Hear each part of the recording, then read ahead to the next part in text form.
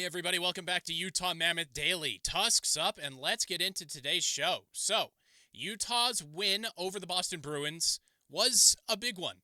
It was a statement victory over an original six team. I know that kind of gets blown a little bit out of proportion nowadays, but getting wins over those teams opens the eyes of those massive fan bases, right? And the Boston Bruins fans really showed up on that Sunday evening game at the Delta Center. So showing what Utah is capable of to those fan bases is a big deal, in my opinion. So that a 3-2 victory where the Mammoth refused to get bullied by one of the league's more physical veteran teams was very nice to see. Vitek Vanacek got the start in goal and was sharp when it mattered most, stopping 26 of 28 shots.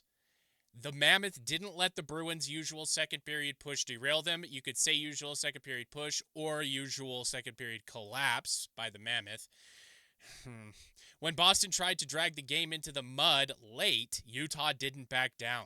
We had that fight from Spicy Tuna in the game. There was a scrap between Brandon Tanev and half of the Boston Bruins bench. That was really fun. I say that sarcastically. Obviously, it wasn't, but seeing Brandon Tanev go into the bench and just constantly barking at the Boston Bruins, that was really cool to see. Something we didn't see last year. And so it sent a message, really, that we're not going to get pushed around in our own barn. We are here, we're not going to get bullied around. The Mammoth matched Boston's physicality shift for shift, and when the game opened up, their speed took over. It was the perfect mix of skill and sandpaper, something Utah will need a lot more of in the Central Division. See, now, let's talk about that top six. They are carrying the torch. The first line of Clayton Keller, Nick Schmaltz, and Barrett Hayton, they look more polished every game. They obviously know how to play together. They know where each other are going to be on the ice at any given moment. And now that Barrett and Hayton has knocked off the rust, that unit is looking really solid and like a consistent threat. And I'm not just saying that because of the hat trick that Schmaltz had, but they continued it into another game where Keller scored and Schmaltz technically scored, but the goal went to Cooley. And that's something that I really want to see from that top line. I don't want the energy just to come from the bottom six guys where they can't score, or from the young line of the Gunther Peterka, Cooley. So that was nice to see. Keller continues to be the heartbeat of the team. Schmaltz's vision and pace and playing that bumper position so well keeps plays alive. And Barrett Hayton's two-way game gives them balance in all zones.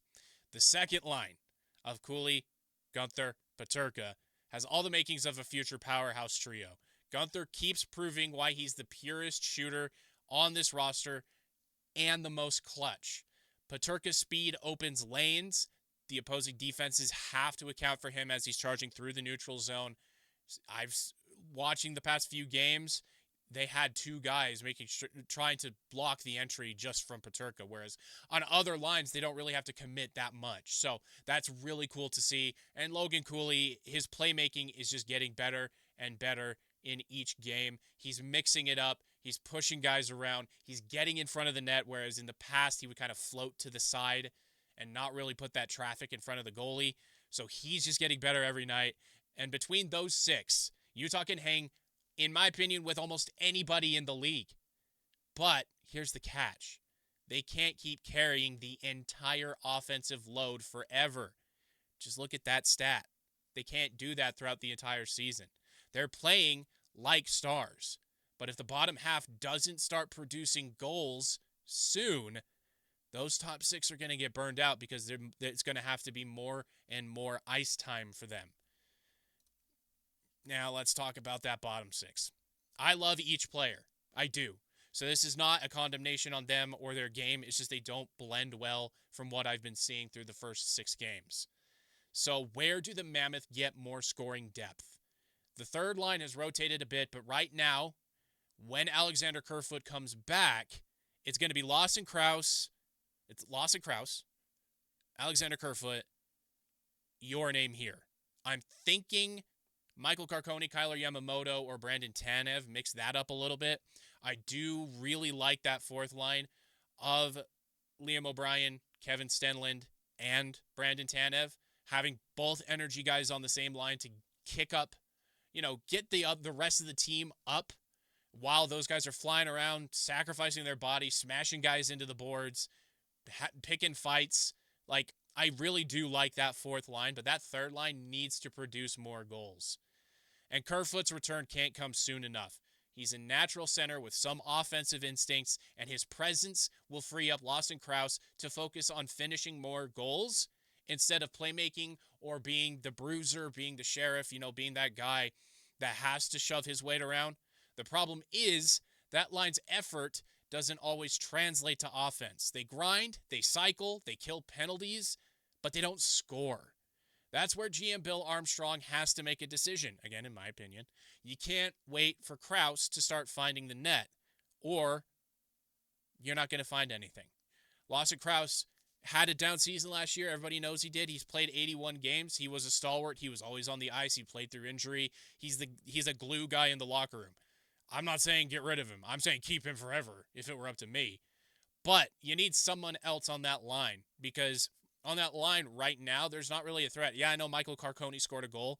Awesome.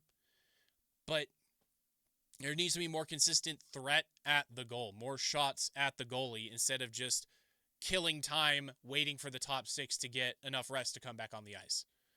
So you can go shopping if you're GM Bill Armstrong. Guys like Owen Tippett that I talked about yesterday up in Philly, he is in the rumor mill.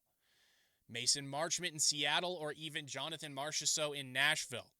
Now, Jonathan Marchessault is kind of a dream again from me, but during the offseason, he said he was open to a trade. GM Barry Trotz of the Nashville Predators said that's not going to happen, but things change fast in a professional league, and if Nashville is out of it by American Thanksgiving, maybe they tear it down. They go, all right, that free agent spending spree was a massive mistake. Let's kick it to the young guys, and let's get what we can for these veterans. Now, I'm not saying they're going to sell all of them. I'm not saying they're going to sell Stamkos, Marchessault, Shea. I'm not saying they're going to sell all of them, but one or two they could get some pretty good assets for. And I think Jonathan Marchessault would slot right in very well with the Utah Mammoth. And if you knock down his minutes, he's not going to be as injury prone, and so he'll be even more of a threat. And you can even sprinkle him in the top six, too. So I think Jonathan Marchessault would be a great fit. Mason Marchment as well from Seattle, I think, would be a good fit, because that team has a new GM. They want to build a new identity. And so if they are not in it by the end of the year, by the calendar year, not the season, then I think they tear it down to the studs as well. So that's a couple of teams to keep an eye on outside of the New York ones that I talked about. So those would all be needle movers in the right direction. And while it's rare to see a captain moved, we did just see Brad Marchand shipped to Florida. So, hey, nothing's impossible. Reason I bring that little sentence up is because maybe Jordan Eberle of the Kraken gets moved. If the Kraken go full teardown, that could bring a veteran scoring touch Utah desperately needs, another leadership voice in the locker room to keep the young guys centered and not too far one way or the other. I think that would be a mastermind get by GM Bill Armstrong if he wants to go that direction. Now, where does that leave the big picture, the next step in the team evolution? So what we're really seeing through the first 6 games is Utah's structure works. The top 6 is elite. The goaltending is stable. It's very stable, at least through this small sample size. But they're 1 or 2 offensive threats away from being a true problem in the Central Division. And the West at large, really. That's where yesterday's GM Hat episode ties in perfectly. If you're Bill Armstrong, you have 2 routes, from what I can see. You could target a scoring winger like Tippett or Marchment to fix the bottom 6 imbalance, or you can swing for a 2-way defenseman like Rasmus Andersson to help drive offense from the blue line. Nate Schmidt's trying. He's throwing those pucks on net. Even Mikhail Sergachev is starting to do that a little bit more. But the other defensemen just aren't really that kind of a threat. Ali Mata is a defensive guy. He's defensive-minded. He's usually the last one back. Ian Cole is really starting to show his age. He's slowed way down. So there's not much there. And so there is a kind of a simile here between the Mammoth and the Avalanche, because Colorado has all of their production from their top 6, and Kale McCarr. That's where they have their production. There's nothing going on in the bottom four, or the bottom six rather, just like with Utah. But unlike Colorado, Utah can't rely on Nathan McKinnon and Kale McCarr to erase bad nights or slow nights. Utah doesn't have that luxury.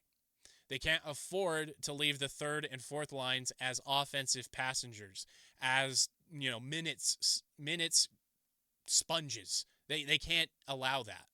The Boston win was proof they can hang with anyone. Now it's about depth. Adding the right piece or two to make sure that effort turns into consistent wins. And for the first time in franchise history, I know we're only barely over a year in, but still in franchise history, that conversation feels real. So, Tusks up. Thanks for joining me today. I'll see you guys tomorrow.